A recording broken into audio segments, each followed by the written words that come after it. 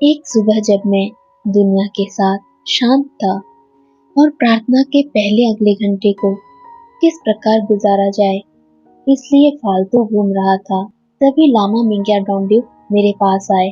चलो हम घूमने चले लोब्सांग, मुझे तुम्हारे करने के लिए एक छोटा सा काम है।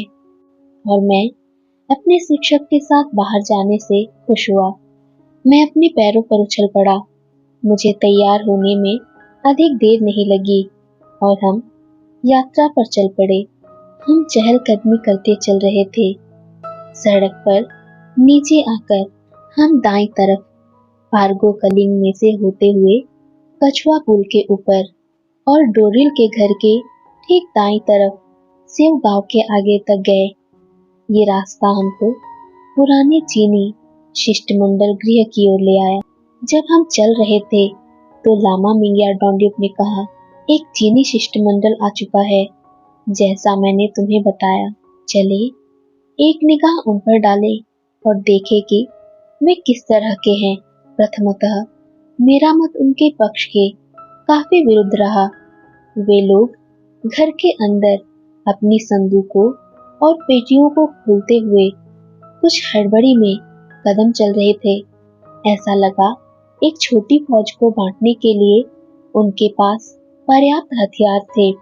एक छोटा बच्चा होने के नाते मैं उस प्रकार से भी जांच पड़ताल कर सकता था जो किसी बड़े आदमी के लिए अनुपयुक्त होता। मैं जमीन पर रेंग कर गया और खामोशी से उस खुली खिड़की के पास पहुंच गया। थोड़े समय के लिए मैं वहां खड़ा रहा, तब तक कि एक आदमी ने मुझे देख नहीं लिया। उसने चीनी भाषा में एक गाली दी जो मेरी पैतृकता के ऊपर गंभीर संदेह जताती थी। उसने मेरे भविष्य के बारे में कुछ नहीं छोड़ा। वह कुछ चीज उठाने के लिए पहुंचा। जब तक वह उसे फेंक सके मैंने अपने आप को वहां से हटा लिया। फिर से लिंगखोर वाली सड़क पर मैंने अपने शिक्षक को कहा, ओह, उनके प्रभा मंडल कैसे एकदम बदल कर लाल हो गए थे और उन्होंने चाकू निकाल लिए। घर लौटते समय शेष पूरे रास्ते पर लामा मिंग्या डोंडिप विचार मग्न रहे।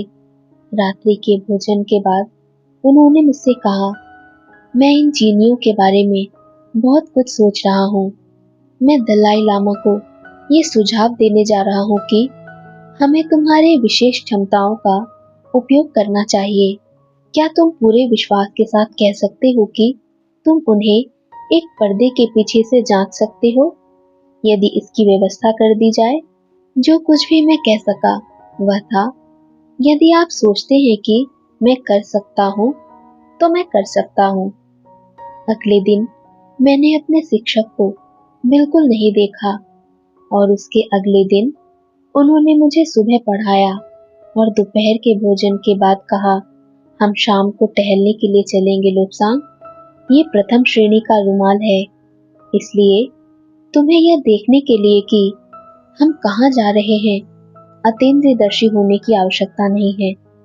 10 मिनट तुमको तैयार होने के लिए मिलेंगे और तब तुम मुझे कमरे में मिलो। मुझे पहले एबर्ट के पास जाना और उन्हें मिलना होगा। एक बार फिर हम तीखी ढलान वाले रास्ते पर नीचे की तरफ पहाड़ियों के बगल से उतरे। हमने अपने पहाड़ की तरफ दक्षिण पश्चिम की तरफ से एक छोटा सा रास्ता लिया और बहुत थोड़ा चलने के बाद हम नोर्बू लिंगा पहुंचे। दलाई लामा इस ज्वेल पार्क के बहुत शौकीन थे और अपने खाली समय को अधिकतम यही व्यतीत करते थे। बाहर से पोटाला बहुत सुंदर स्थान था, परंतु अंदर से ये बंद, कम हवादार और अत्यधिक संख्या में जलते हुए घी के दीपों के लंबे समय तक जलते रहने के कारण दम घोटू था। वे जहां तक संभव हो नोर्बू लिंगा पर ही रुकते थे। यह ज्वेल पार्क लगभग 12 फुट ऊंची पत्थर की एक दीवार से घिरा हुआ था। पार्क केवल लगभग 100 वर्ष पुराना है। इसके अंदर महल में सुनहरी मीनारें हैं और इसमें 3 भवन हैं जिन्हें कार्यालय एवं राजकीय कार्य के लिए उपयोग में लाया जाता है। अंदर का अहाता जिसमें भी ऊंची दीवार थी, दलाई लामा के द्वारा अंदर उद्यान के रूप में उपयोग में लाया जाता था। कुछ लोगों ने लिखा है कि अधिकारी भी इस अहाते में आने से वर्जित थे, परंतु निश्चित रूप से ऐसा नहीं था। उन्हें अहाते में कोई भी सरकारी कार्य करने की आज्ञा नहीं थी। मैं यहाँ कुछ 30 बार गया हूँ और अच्छी तरह जानता हूँ। इसमें एक बहुत सुंदर कृत्रिम झील थी, जिसमें 2 द्वीप थे, जिनके ऊपर गर्मियों के 2 घर थे। उत्तर पश्चिम के कोने में पत्थर का एक चौड़ा सेतु मार्ग था, जो दोनों द्वीपों को और ग्रीष्म गृहों को आपस में जोड़ता था। दलाई लामा एक या दूसरे द्वीपों पर अपना समय गुजारते थे और एक दिन में कई घंटे ध्यान में लगाते थे। यह वह स्थान था जहां लामा मिंग्यार डोंडिप मुझे ले जा रहे थे। यह मेरी पहली यात्रा थी और हम अहाते में जाने वाले एक सजावटी द्वार में से गुजरकर अंदर की तरफ बहुत सुंदर जमीन पर पहुंचे और हम दूर वाले द्वीप की तरफ, जहां अंतरतम गहन ध्यान में बैठे हुए थे, चले। हमारे पहुंचने पर उन्होंने हमें देखा और मुस्कुराए। हमने दंडवत की और अपने रुमालों को उनके चरणों में अर्पित किया। उन्होंने हमें अपने सामने बैठने के लिए कहा। उन्होंने मक्खन वाली चाय लाने के लिए एक घंटी बजाई। उसके बिना तिब्बत में किसी भी प्रकार का वार्तालाप शुरू नहीं हो सकता। जब हम इसके लाए जाने का इंतजार कर रहे थे, उन्होंने हमें विभिन्न प्रकार के जानवरों के बारे में जो पार्क में थे बताया और वायदा किया कि मैं बाद में उन्हें अवश्य देखूंगा। चाय आने के साथ और सेवक भिक्षु के चले जाने के बाद दलाई लामा ने मेरी तरफ देखा और कहा, हमारे अच्छे मित्र मिंग्यार ने मुझे बताया है कि तुम इन चीनी शिष्टमंडल के लोगों के प्रभामंडल को पसंद नहीं करते हो। उन्होंने बताया है कि उनके आदमियों के पास तमाम हथियार है। सभी परीक्षाओं में, चाहे वे गुप्त हो या अन्यथा, अपने अतीन्द्रिय ज्ञान के बारे में तुम कभी असफल नहीं हुए। इन आदमियों के प्रति तुम्हारा क्या ख्याल है? इससे मुझे खुशी नहीं हुई। रंगों के संबंध में जो मैंने देखा और मुझे उनका क्या मतलब समझ में आया, मैं लामा मिंग्यार डोंडिप को छोड़कर दूसरों को बताना पसंद नहीं करता था।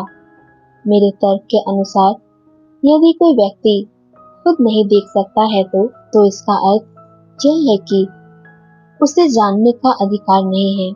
लेकिन राज्य के प्रमुख के प्रति, विशेष रूप से एक प्रमुख को जो स्वयं अतीन्द्रिय ज्ञानी नहीं था, कोई ऐसा किस प्रकार कह सकता है?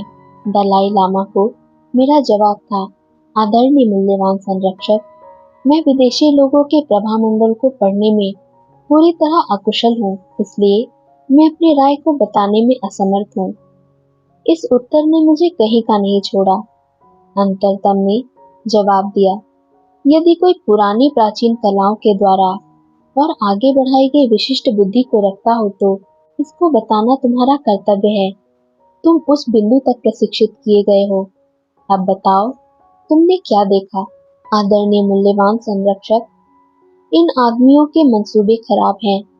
उनके प्रभामंडलों के रंग धोखा, बेईमानी बताते हैं।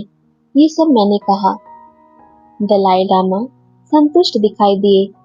अच्छा, तुमने वैसा ही दोहराया है जैसा तुमने मिंग्यार को कहा था। कल तुम स्वयं को एक पर्दे के पीछे छिपाओगे और इन चीनियों को जो यहाँ देखोगे, हमको सुनिश्चित कर लेना चाहिए। अभी तुम पर्दे के पीछे छुपो और हम देखेंगे कि क्या तुम काफी हद तक छिपे बने रह सकते हो। मैं नहीं था, इसलिए सेवकों को बुलाया गया और चीनी मिट्टी से बने शेरों को थोड़ा सा खिसकाया गया, जिससे कि मैं पूरी तरह छिपा बना रहूं। लामा ने पूर्वाभ्यास किया, मानो वे आगंतुक शिष्टमंडल थे। उन्होंने मेरे छिपने की जगह को तलाशने का गहन प्रयास किया। मैंने एक के विचार को पकड़ लिया। ओह, यदि मैं उसे देख सकूं तो मेरी पदोन्नति निश्चित है, परंतु उसे पदोन्नति नहीं मिली क्योंकि वह गलत तरफ को देख रहा था। अंत में गहनतम संतुष्ट हुए और मुझे निकलकर बाहर बुलाया। कुछ क्षणों के लिए बात की और कल सुबह फिर आने के लिए कहा, क्योंकि चीनी शिष्टमंडल उन्हें तिब्बत के ऊपर एक संधि पर हस्ताक्षर करने के लिए मजबूर कर रहा था। इसलिए हमारे सामने इस विचार के रहते हुए हमने गहनतम से इजाजत मांगी और सीधे लौह पहाड़ी की ओर अपने रास्ते पर चल पड़े।